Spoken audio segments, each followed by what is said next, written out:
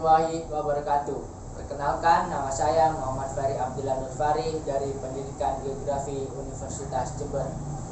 Di sini saya akan menjelaskan tentang pendekatan geografi dan contoh terapannya. Dalam pembelajaran, selalu ada tujuan pembelajaran. Dan yang pertama, siswa mampu menguraikan pengetahuan pendekatan geografi yang terdiri dari pendekatan keruangan, pendekatan ekologis, dan pendekatan kompleks wilayah.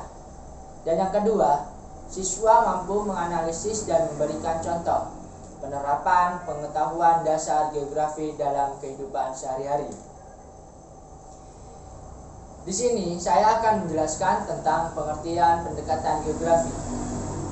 Pendekatan geografi adalah hal-hal yang menjadi objek formal geografi, terdiri atas pendekatan keruangan, kelingkungan, dan kompleks kewilayahan. Menurut para ahli, mengemukakan 3 pendekatan. Yang pertama, pendekatan keruangan, pendekatan ekologis, pendekatan kompleks wilayah. Dalam pendekatan keruangan, ialah sebagian dari permukaan bumi yang menjadi tempat hidup tumbuhan, hewan, dan manusia. Pendekatan keruangan menganalisis gejala-gejala atau fenomena geografis berdasarkan penyebaran dalam ruang. Dan di sini ada 3 pola-pola. Yang pertama, pola spasial, dan yang kedua, sistem spasial, dan yang ketiga, proses spasial. Yang pertama yaitu pola spasial, memperhatikan lokasi dan persebarannya. Dan yang kedua, sistem spasial, memperhatikan hubungan timbal balik, interaksi, dan integrasi. Dan yang ketiga, proses spasial, memperhatikan proses dinamis antar wilayah maupun dalam wilayah. Dan selanjutnya yaitu pendekatan keruangan dibagi menjadi 3 bagian. Yang pertama, pendekatan topik. Pendekatan ini menitik beratkan pada utama dari suatu gejala geografi dan masalah pada studi geografi. Dan yang kedua, pendekatan aktivitas manusia. Pendekatan aktivitas manusia yaitu pendekatan yang fokus utamanya adalah aktivitas manusia. Pendekatan ini dapat digunakan untuk mengkaji fenomena mata pencarian penduduk pada suatu wilayah. Dan yang ketiga, pendekatan wilayah. Pendekatan ini memiliki fokus utama pada region atau wilayah tempat suatu gejala dan masalah geografi tersebut terjadi. Dan selanjutnya, analisis keruangan mempelajari perbedaan karakteristik suatu wilayah baik yang menyangkut keadaan alam maupun manusianya. Dalam analisis ini, keruangan perlu diperhatikan penyebaran penggunaan ruang yang telah ada dan penyebaran ruang yang akan digunakan untuk berbagi kegunaan yang direncanakan.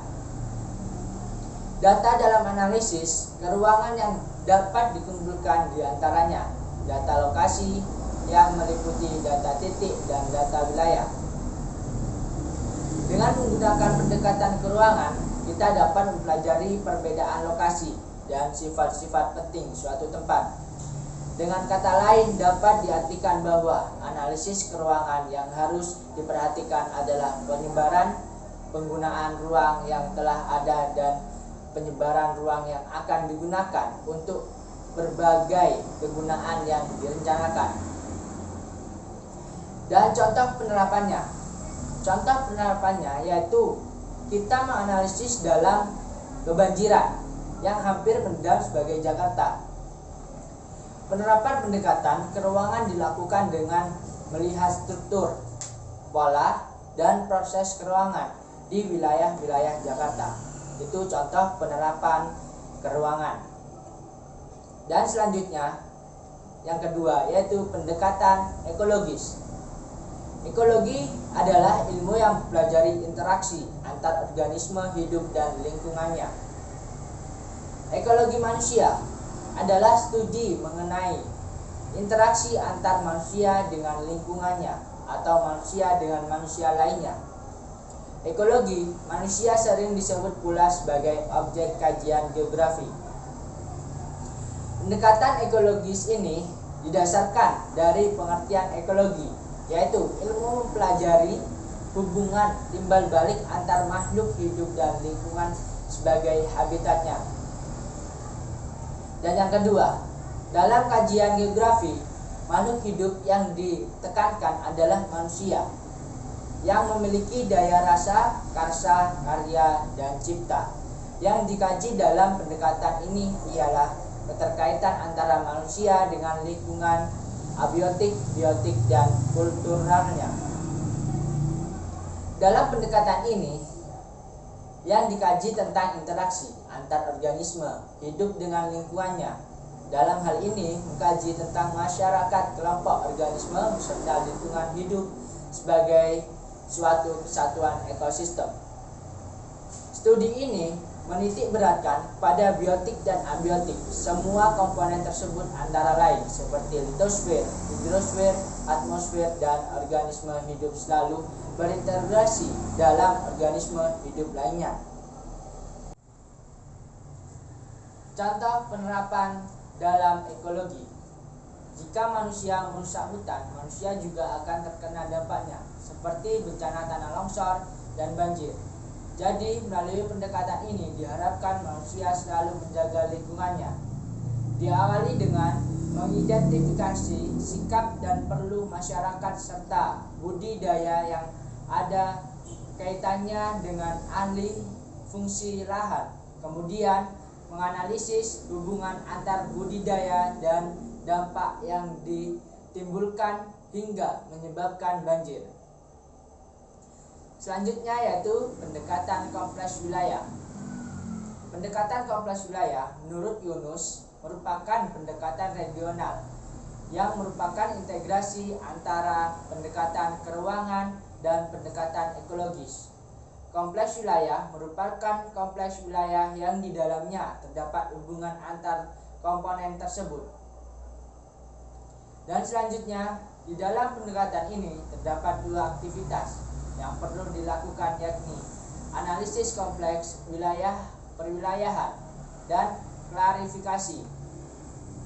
Dalam hubungan dengan analisis kompleks wilayah, ramalan wilayah dan perencanaan wilayah merupakan aspek-aspek dalam analisis.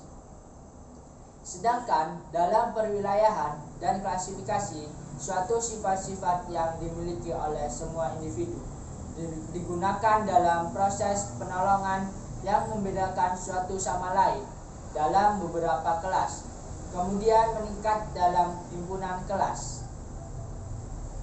Contoh penerapan pendekatan kompleks wilayah diterapkan dalam perancangan kawasan pemukiman. Pertama, dilakukan identifikasi wilayah potensial di luar Jawa yang memenuhi persyaratan minimum seperti kesuburan tanah dan tingkat kemiringan lereng, serta identifikasi aksesibilitas wilayah.